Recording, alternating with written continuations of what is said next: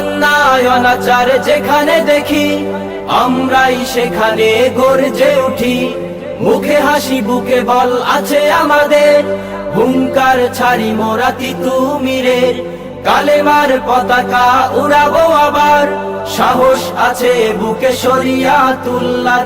আমাদের চেতনা তাদের মতো, হক পথে ছিল যারা অবিরত।